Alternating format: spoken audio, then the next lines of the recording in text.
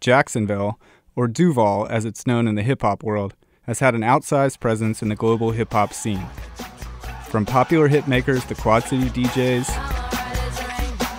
to those that vibrated the underground like Asamov, and current genre benders like the collective L.O.V.E Culture. One life, just a little bit of time, got a little bit of money and a little bit of grind. Everything good, gotta have a little. Hip hop has been the lifeblood of the city's music scene for decades. It's a deep well, and I wasn't exactly sure where to dive in, so I reached out to one of the region's contemporary movers and shakers, the multi-hyphenate GeeXella. Can I get y'all to just bob your heads? Aside from being a standout MC, whose mic skills have earned praise from members of Duval hip-hop's vanguard, G's a singer, educator, activist, DJ, and impresario. And what G told me is that Duval hip-hop is in a kind of state of transition. More femme artists are taking center stage. We kind of were tokenized to kind of be like the openers. And queer folks. There are lots of gay clubs where they have a rule for the drag queens where they can't do rap. But as you can probably guess, while many are making space and creating new ones to spit, big challenges remain. We can't even make this space, we have to take it, because they will try to erase you. She tripping on that real thing. You want that real thing, she tripping. Today we'll meet some of the artists who are not just kicking down doors and challenging the region's gatekeepers, but opening up new entryways to some truly distinctive spaces. This is the Voidcast from Void Magazine and WJCT Public Media, where we cut through the digital noise and subvert the algorithms, taking you on a locals-only journey through the history and contemporary vibrancy of music from Northeast Florida. I'm your host, Matt Shaw, Editor-in-Chief of Northeast Florida Culture and Lifestyle magazine, Void. What you feel won't be forgot. Build the bottom, know that top. You can't be stalling if you on it. On the low, I be zoning. Voice and boom cat got you Johnson. You gon' probably need a moment. Press this cheek, I got you foaming. Don't stall in and out of your skull. Don't hold that in, let that out. What a mighty fine time to run that hook by me again. Cause she tripping on that real thing. You want that real thing, she tripping. Yeah, hold up, first of all. I don't know who makes the rules, but I was told house rules were shoes off. Did the lady in the house say? I'm not gonna argue with that. The Duval hip-hop scene is as spirited as ever. Not only are young solo acts emerging as prolific and unique songwriters, the kind of collaborative energy seems to be drawing these artists together.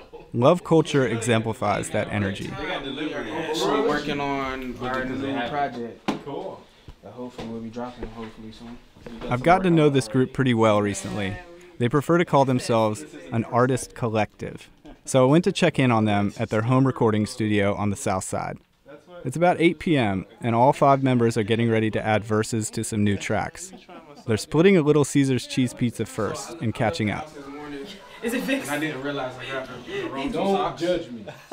This group is made up of 4 guys: Spirit, Easy and 2D, Flash the Samurai, and Rob Marie, and 1 woman, Chi Feren.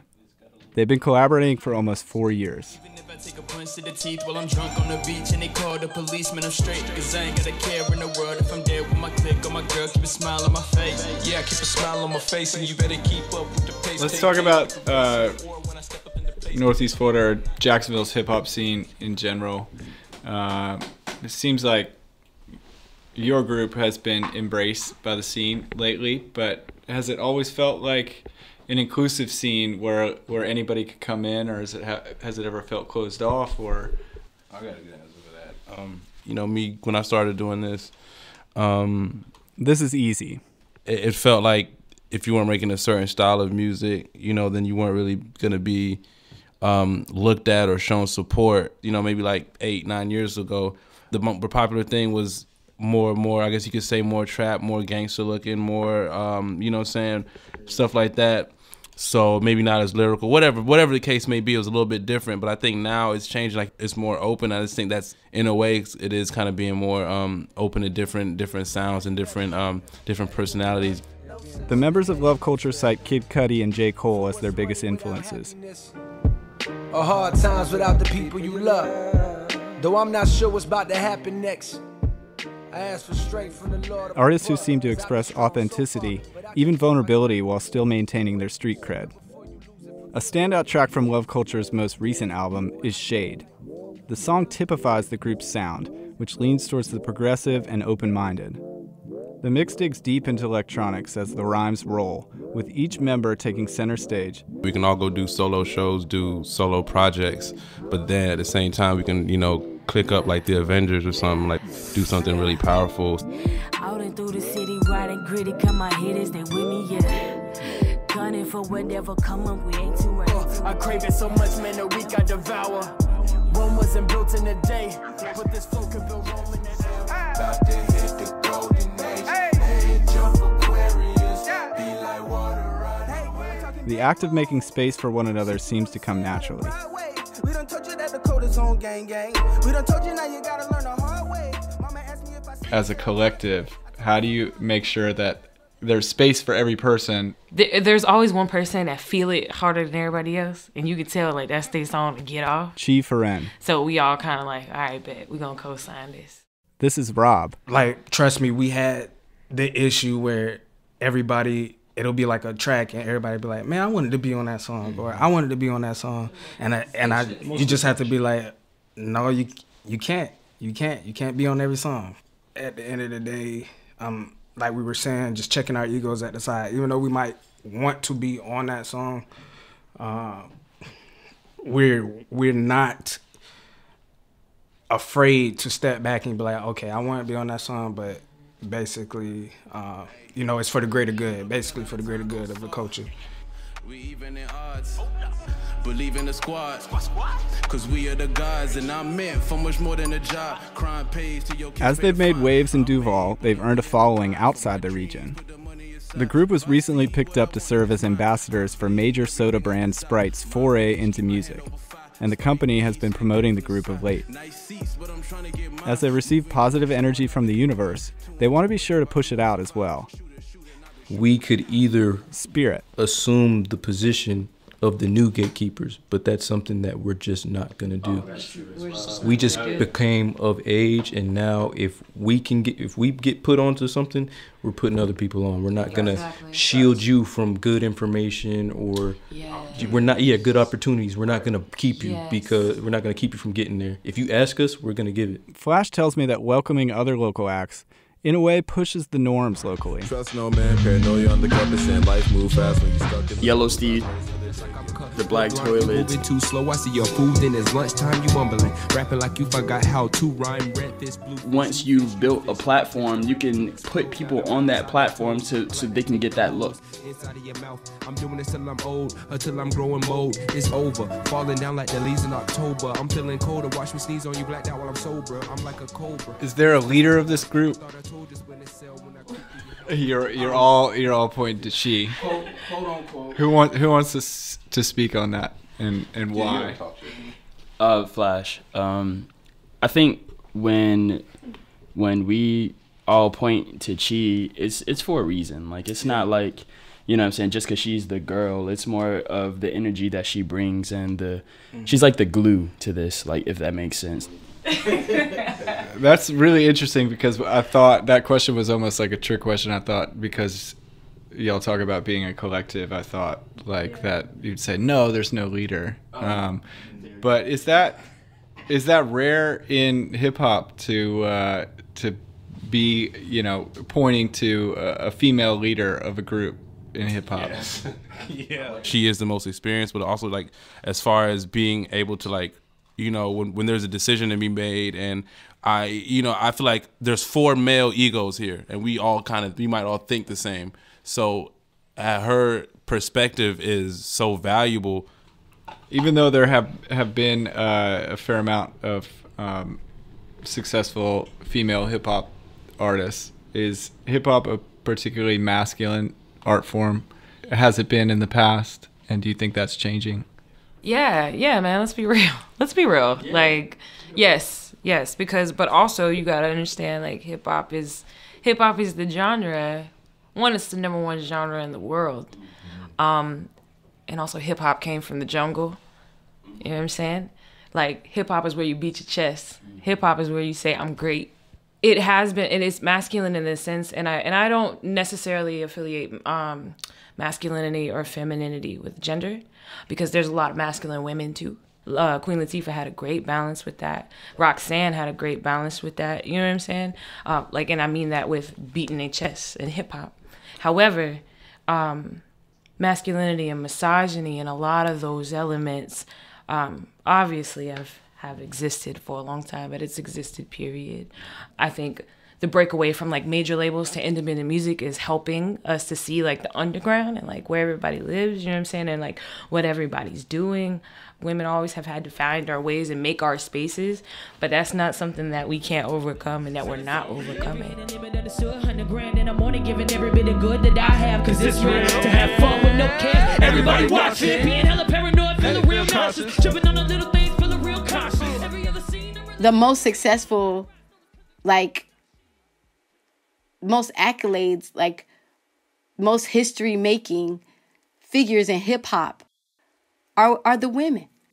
We got to take it. We can't even make this space. We have to take it because they will try to erase you. At 35, Ebony Payne English is already an elder statesperson of Duval hip-hop. An accomplished poet and educator who has designed hip-hop curriculum for public schools. She's also a historian of the genre. Cindy Campbell was the person who threw that party that is credited with being the first hip-hop party ever. Kool Herc is credited with being the godfather of hip-hop when it was his sister, Cindy, who threw the party. That's DJ Kool Herc, whose real name is Clive Campbell. He's known as the father of hip-hop. The party Ebony's talking about was a back-to-school jam his sister Cindy planned to earn some extra cash. As Ebony points out, Kool Herc was the DJ. He was the hired help. She booked him to DJ at her party. It was her party. She rented the space. She hired the DJ. She handed out the invitations. She was the first hip-hop promoter, and her name is Cindy Campbell. Another milestone in the formative years of hip-hop was the song Rapper's Delight. Released in 1979 and performed by the Sugar Hill Gang, which was not an actual group but rather a trio of men handpicked to record the verses, the track was the first hip-hop tune to top the charts. And, as Ebony notes, it was produced by a woman, Sylvia Robinson, who owned Sugar Hill Records, the first hip-hop label. I said a hip hop, the hip hop, you don't stop. Rock it out, baby, rubber to the boogity bang bang, the boogie to the boogity beat. Now what you hear is not a test. I'm rapping to the beat. And me, the groove. I feel like the women shouldn't have to be the ones to remind you. Missy Elliott is in the Songwriting Hall of Fame. And all of these women, not that it matters, were fully clothed while they were rapping. You know what I'm saying? So when they speak of women in hip hop, they speak of the Cardi B's, they speak of the Lil Kims, which bless her. But it's like, it saddens me that these women, these business women who handled their business and still are, you know, because what they've done has transcended generations, are not mentioned. Ebony grew up in Jacksonville, Southern Pentecostal.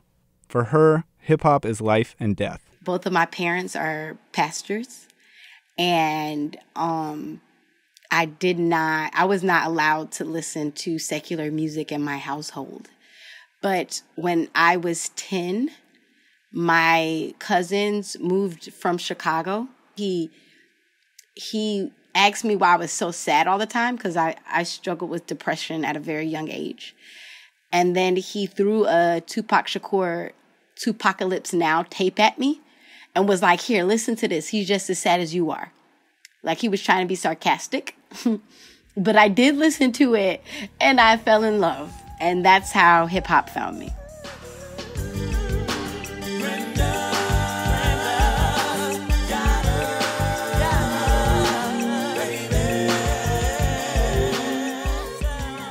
Brenda's Got a Baby, I heard and received as like my calling. Like, I felt like I found something, I found a place to fit. I was always a very peculiar child. I was already writing poetry.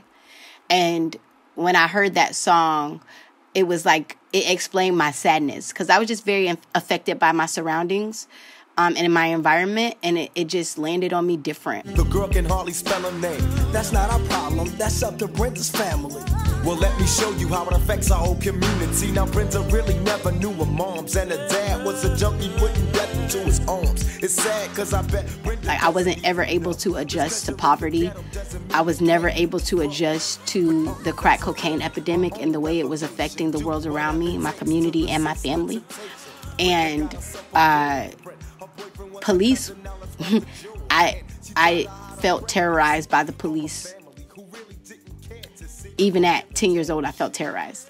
And so when I heard Tupac's first album, it changed my life. It gave voice to things that I was dealing with internally that made me want to kill myself.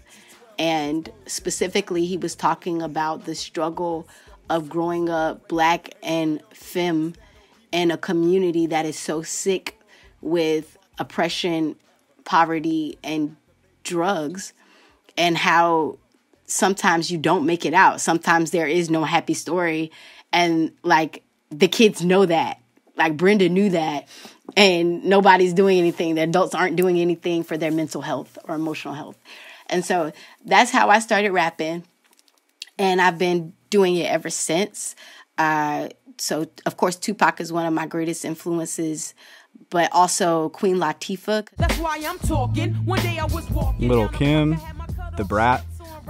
Missy Elliott, it was just such a beautiful time for the elders, the femcs, the hip hop to actually make space on their platforms and it to be love. Like, that's what I miss. And that's the relationship I have with the femcs in Duval specifically.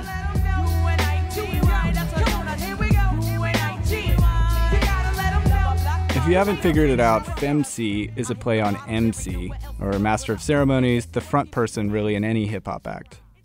Anyway, as an educator, Ebony's developed curriculum that touches on everything from the historical importance to the artistic influence of hip-hop, which, like jazz, is a truly American art form. Beyond that, she's long served as the connective tissue among local FemCs, putting together all-female lineups everywhere, from main stages at local clubs to her living room. Absent a space where she felt comfortable artistically in her chosen art form, Ebony was forced to create one for herself. Something so important to her, hip-hop, the thing that lifted her from a deep depression, didn't accept her when she tried to take the old-fashioned route. After school, I went to Atlanta, and I was working in the industry and able to meet so many people I only dreamed of. Busta Rhymes played in my hair. You know what I'm saying? When he first cut his locks off, he put his hand in my hair. It was like, oh, you make me miss my locks. That was a moment. You know what I'm saying? All kinds of things. But what I remember most was nobody was who I thought they were. It's all fake. Everything is fake. Nothing is real. You know what I'm saying? It was I was working so hard and I was so dedicated and I was so dependable and I was so honest and real and I had bars and, I looked the part and all of these things. And none of it mattered. None of it mattered because I didn't know the right person. They didn't owe me a favor. You know what I'm saying? I didn't subscribe to drug culture. I didn't use drugs. You know what I'm saying? So I didn't talk about that. I didn't feel comfortable objectifying myself, nor having other people objectify me. So I didn't use my sexuality to make my music. Not saying that there's anything wrong with a woman owning her sensuality, but I just didn't want to take that path. That wasn't for me. And they tried to put me in that box. And when I was no, they rejected me, broke my heart. And I stopped rapping. It broke my heart.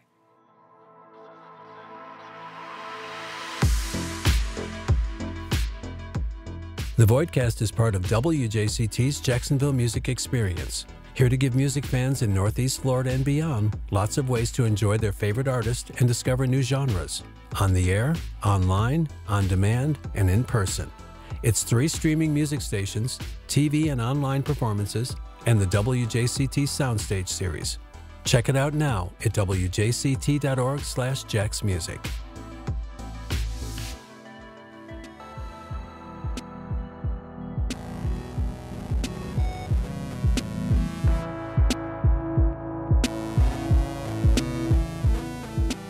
This brings me back to GeeXella, who gave me the idea for this episode. If anyone knows about putting together an inclusive hip-hop show, it's G. Remember those days back at school, always skipping class, breaking all the rules. Don't think you know what you did to me, but everything. We kind of were tokenized to kind of be like the openers. Like, okay, we're just going to put the girl on the bill and she's going to be the opener. And that kind of started just being very like frustrating and kind of like, how you say, just like, I just felt that like tokenizing. And it was kind of like when I started seeing more people come to just see me play, then I kind of was like, all right, this is whack. Like, I need to start creating spaces that are like just all women lineups, you know?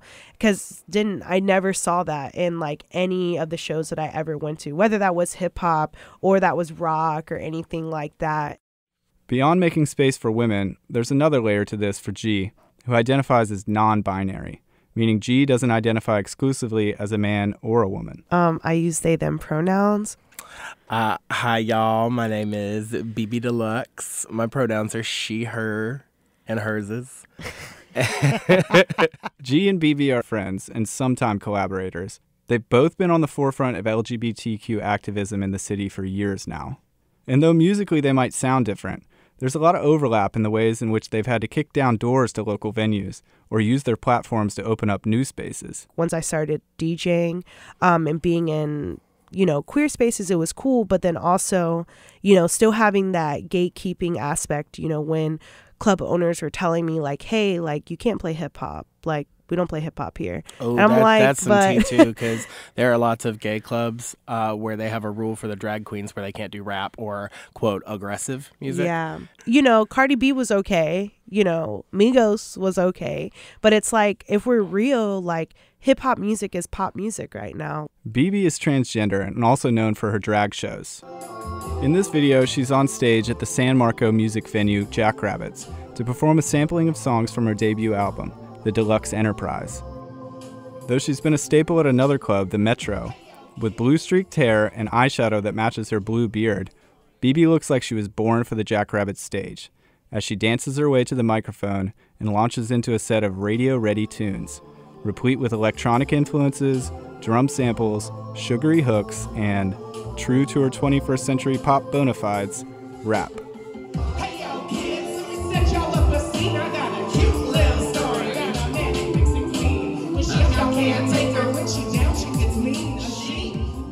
Though Bebe doesn't consider herself a rapper, as a contemporary pop artist, hip-hop was bound to influence the mix. And as an artist who was raised in Jacksonville, that influence was inescapable. Illuminated diva, spotlights, so best believe I ain't for that dumb shit. My swagger got a Twinkie was just the greatest rapper I'd ever met. Like, just could write something in like 10 minutes full of pop culture references and had this amazing flow and just this energy and was not afraid of anyone and would perform wearing like 3 bras and a nightgown. I mean, killing just battle rap. attacking the floor. Just like there was no one else in the field like Twinkie. Here I go again, making the same mistakes. Accelerating with the boy when I should hit the brakes. How many head-on collisions will it take till my ego takes a shake? I was trained in jazz and I really liked singing, and it was always kind of tough lip syncing because it was like I was hiding the thing that I had like practiced and exercised and trained for years. And so then I started making just seeing Twinkie just being so unabashed with their talents made me want to do the same. I can't really say that I have too much of a relationship with the hip-hop community. I love hip-hop. FemCs are my favorite. My influences are Missy Misdemeanor Elliott, Lisa Left Eye Lopez. I mean, even if you want to throw it back, Salt and Peppa. Yeah, I've just always enjoyed the perspective of women in hip-hop, and that's where a lot of, my influences come from. But I feel like you do have like hip hop undertones in the music that you do because you are inspired by that. You're still very like vocal and aware of like your privilege in that community as well, which I definitely respect. What are your influences? As far as like DJing, I love New Jersey clubhouse music. There's this DJ in New Jersey. Her name is Unique, and I love her. I just love fast, like upbeat, like, you know, house music. I don't know. I'm just like obsessed with house music. I think like because it's when you listen to it like live, like in like you know, huge like monitors and stuff, you know, all you hear is like the bass, and then it's like super fast, like.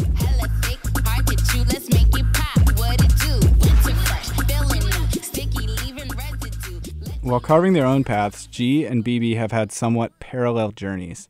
Art school kids who both graduated from Douglas Anderson School of the Arts, they are both creating spaces for folks who are neglected or not traditionally catered to. Bebe started this off-the-wall thematic variety show, Glitter Bomb, which was intended to break down barriers from inception. You just get a lot of gatekeeping in the drag community. I was told when I started I wasn't going to have a career because I wouldn't shave my face and because I wasn't like fond of shaving my armpits and my legs and stuff. So it's interesting to hear that from the hip-hop community that you started was in need of filling a niche, and we needed to make a spot for all the gender variant. You know, people got leg hair, people are doing things with more concept. You're not just doing a number and then that's that. My favorite one we've ever done was Night of 1,000 Joan Cusacks, which we all dress like Joan Cusack. And GeeXella, who cut her teeth singing and rapping, has taken on the role of both DJ and impresario for the all-ages, inclusive dance night, Duval Folks, currently the most talked about party in the city. So Duval Folks is a queer, trans, people of color like dance night. So I call it Cutie Pop, centered around Black and brown bodies, meaning that like we want the space to be respected by those folks when you see them in the room. So not like fetishizing them or touching them, also asking people for pronouns, and just having it be like an all-inclusive space for just like a dance night. The next phase for this year is having more facilitated dialogues and then bringing Black and brown femmes up here to do all DJ nights. What became really apparent from GeeXella and Bebe's conversation is that gatekeepers, literal or metaphorical, remain a repressive force in both the hip-hop and queer community. Both artists feel like they've been treated like novelty acts. You know, it's like interviews or meeting new people, the conversation's never about the music. and that's tough. It's really tough because you know, even I made the conscious effort to pivot into music away from drag last year. It's really difficult. I'm pigeonholed constantly. It's like sometimes I would really just like it to be asked questions like, what are your influences? What's a dream collab? Where's your music going? You know, because I think people want to get wrapped up in the story. It's not treated like music. It's treated like, oh, look, this drag queen sings. And the reality is I am just a trans femme with a really impeccable sense of style. But that's the least interesting thing about me. You know, I think it was hard when